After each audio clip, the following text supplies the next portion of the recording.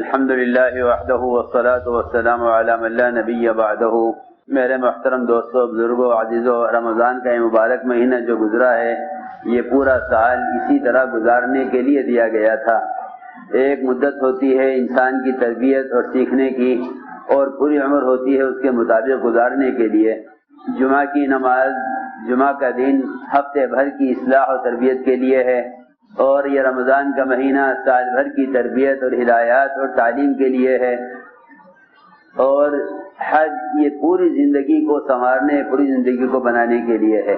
اس لیے حج زندگی میں ایک مرتبہ کہ پوری زندگی کو بدلنے کے لیے ہے، رمضان سال میں ایک مرتبہ کہ پورے سال کو بنانے کے لیے ہے، اور یہ جمعہ ہفتے میں ایک مرتبہ کہ پورے ہفتے کو بنانے کے لیے ہے۔ اس لیے میرے عزیز دوستوں اور بزرگوں، اصل سب سے بنیادی چیز اپنے آپ کو پابند بنانا ہے۔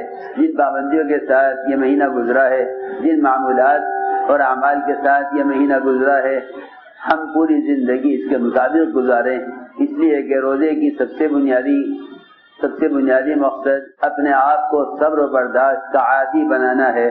جس طرح اس پورے مہینے اپنے آپ کو لا یعنی کاموں سے، لا یعنی باتوں سے روکا ہے اور بچایا ہے، اور پورے مہینے تہجد اور نوافل کا اہتمام کیا ہے، بلکہ معتکفین نے اعتکاف کا اہتمام کیا ہے اپنے آپ کو مسجد میں رہنے کا عادی بنانے کے لیے، اور سال بھر اپنے آپ کو ان معمول کا پابند بنانے کے لیے تھا۔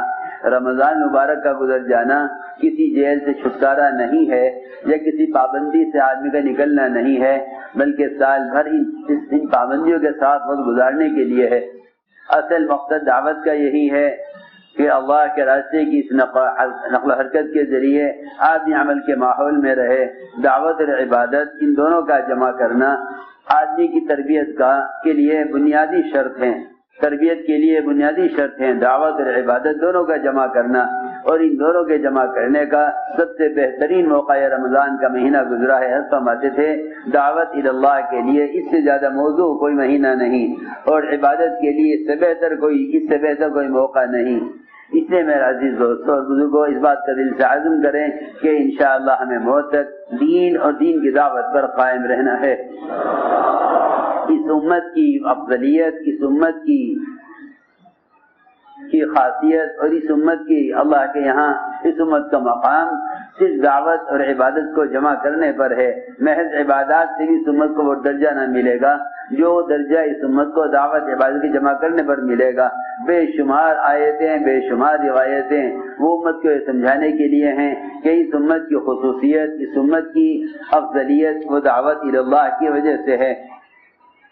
انفرادی عبادات کا معمول پچھلی امتوں میں بھی رہا ہے، لیکن اس امت کو باعتبار نبی کی نیابت میں اور باعتبار اس امت کو ختم نبوت کی ذمہ داری پر اس امت کو جو کام دیا گیا ہے، وہ کام باعتبار عالم کے، باعتبار امت کے اس کے ذمہ ہے، اور وہ دعوت اللہ ہے۔ اس کے ذریعے اپنے ماحول، اپنے یقین کو بدلنا، اس لیے کہ دعوت خود اپنی ذات کو بدلنے اور ماحول کو بدلنے کے لیے ہے۔ اس لیے اعمال میں ان اعمال کو متعدی بنایا جائے۔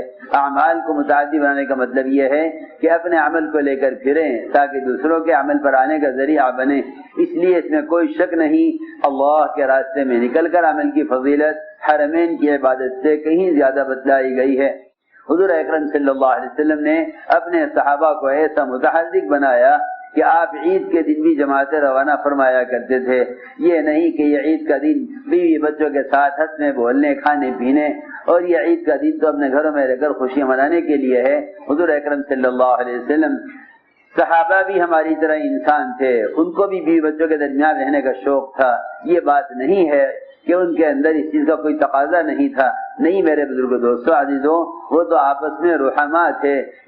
اتنا آپس میں محبتیں اور تعلقات کے باوجود اپنے تعلقات کو، اپنی مرغوبات کو، اپنے مالوفات کو اور اپنی وطن کی چاہتوں کو چھوڑ کر صحابہ کرام مدینہ منورہ جیسے فضائل کی بستی کو چھوڑ کر، بلکہ اس سے بڑھ کر حضور اکرم صلی اللہ علیہ وسلم کی صحبت کو چھوڑ کر اس پر ترجیح دیا کرتے تھے، اللہ کے راستے کی نقل و حرکت کو۔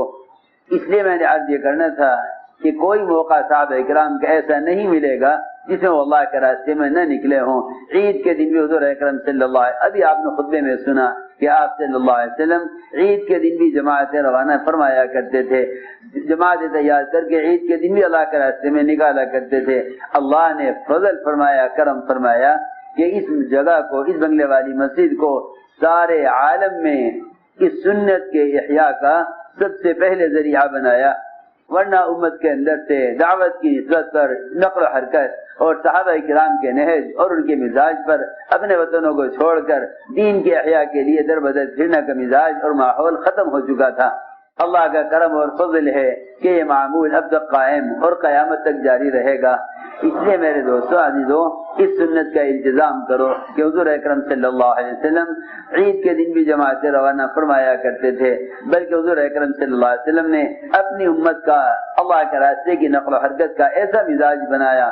ابھی رات حضرت کا بیان پڑھ رہا تھا، فرماتے تھے محمد رحمۃ اللہ علیہ کہ مقابلہ جو بیٹھے گا وہ اصل دعوت سے بیٹھے گا، عبادات سے مقابلہ نہ بیٹھے گا، کیونکہ عبادات کے اوقات متعین ہیں، نماز اپنے وقت پر ہے، روزہ اپنے وقت پر ہے، حج اپنے وقت پر ہے، آدمی حج کی تیاری پہلے سے کر لیتا ہے، اخراجات کا انتظام کر لیتا ہے، حج کا موقع آتا ہے پہلے سے درخواست دے کر اپنے نفقات اور اخراجات کا انتظام کر لیتا ہے، رمضان آتا ہے رات سے سحر کا انتظام کر لیتا ہے۔ فرماتے تھے اس سے بھی زیادہ جلدی، اس سے بھی زیادہ بے موقع جو تقاضا آئے گا وہ تقاضا دعوت اللہ اور اللہ کے راستے کے خروج کا آئے گا۔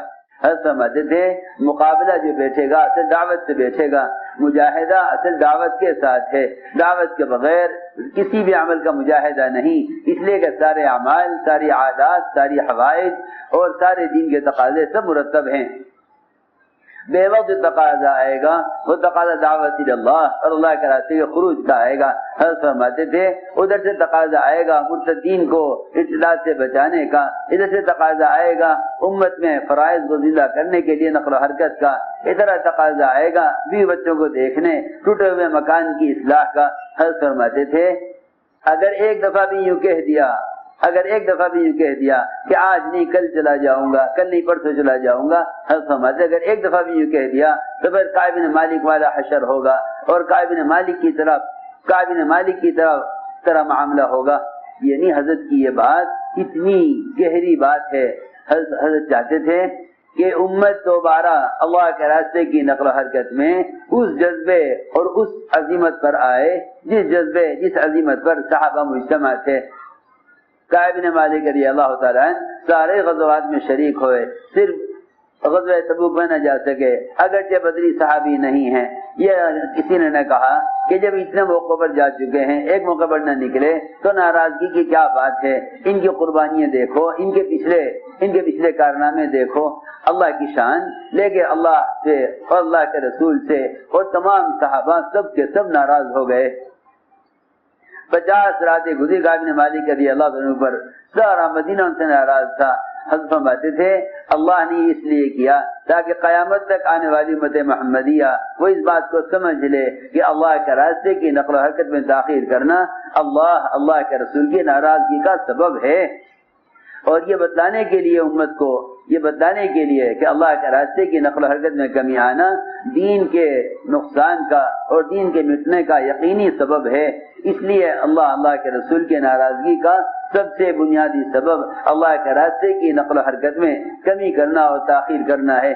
کتنے بے شمار لوگ مسلمان ایسے ہیں جنہیں اللہ کے راستے میں نکلنے میں کوئی دشواری نہیں ہے، وہ فارغ ہیں۔ کتنے ایسے ہیں جن کو اللہ نے مال کی وسعت دی ہے، انہیں اللہ کے راستے میں نکلنے میں کوئی دشواری نہیں۔ کتنے ایسے ہیں جن کے کاروبار کو سنبھالنے والے متبادل موجود ہیں۔ کتنے ایسے ہیں جو مختلف حوادث، مختلف تقاضے کی وجہ سے کاروبار کو بند بھی کر دیتے ہیں۔ لیکن اللہ کے راستے کے خروج کے لیے ان چیزوں کا رکاوٹ بننا اس بات کی علامت ہے کہ امت اپنے فرض منصبی سے ہٹی ہوئی ہے۔ اس لیے میرے دوستو عزیز عزم کریں سب کہ انشاءاللہ ہم اس کام کو کام بنا کے کریں گے، اس کام کو کام بنا کے کریں گے۔ جنہیں واپس جا رہے ہیں یہ عزم کریں کہ انشاءاللہ ہمیں اپنے مقام پر رہ کر مقامی طور پر بھی دعوت کے ذریعے، محنت کے ذریعے ان اعمال کا ماحول قائم کرنا ہے جن اعمال کے ذریعے اللہ رب العزت ہدایت اور تربیت فرماتے ہیں۔ جتنی جماعتیں اللہ کے راستے میں نکل رہی ہیں انتہائی خوش نصیب ہیں وہ لوگ، اور اللہ کے انتہائی مقرب ہیں وہ لوگ۔ اللہ کے انتہائی مقرب ہیں وہ لوگ جو اپنے گھروں کی خوشیوں کو چھوڑ کر اللہ کے راستے میں اس وقت نکل رہے ہیں. یہ اللہ کے انتہائی مقرب بندے ہیں، اس لیے کہ اللہ کے تقرب کا سب سے بڑا ذریعہ اس راستے کا مجاہدہ ہے جس راستے پر انبیاء اور صحابہ کرام نے محنت کی ہے. وہ اللہ کے قرب کا سب سے بڑا ذریعہ ہے. وجہ اس کی یہ ہے کہ اللہ کے تقرب کے چار راستے ہیں. اللہ کے تقرب کے 4 راستے ہیں. ایک راستہ ہے انبیاء علیہ السلام کا، ایک راستہ ہے صدیقین کا، ایک راستہ ہے شہداء کا، ایک راستہ ہے صالحین کا. اللہ کی شان صالحین والی قسم ایک ہے، صالحین والی قسم ایک ہے، یہ عبادات کرنے والی قسم ہے. لیکن 3 قسمیں محنت کرنے والی ہیں. محنت کی بات نقل کر رہا، حضرت فرماتے تھے 3 قسمیں محنت کرنے والی ہیں، انبیاء، صدیقین، شہداء. یہ 3 قسمیں محنت کرنے والی ہیں. ایک قسم صالحین کی ہے. حضرت فرماتے تھے اگر ان 3 قسم والوں میں سے بنو گے تب صالحین کی قسم میں شامل ہو سکو گے، اور اگر صالحین والی قسم میں رہے تو تمہارے ذریعے سے پھر دین باعتبار امت کے قائم نہ ہوگا. باعتبار امت کے دین کے قائم ہونے کے لیے تو انبیاء، صدیقین اور شہداء والی محنت پر آنا ہوگا. اس لیے عزم کریں کہ انشاءاللہ ہم اپنے آپ کو دعوت کی اس محنت پر استقامت کے ساتھ، اخلاص کے ساتھ، اتباع سنت کے ساتھ اور اجتماعیت کے ساتھ سارے عالم کو سامنے رکھ کر موت تک اس کام میں لگے رہیں گے. مانگو اللہ.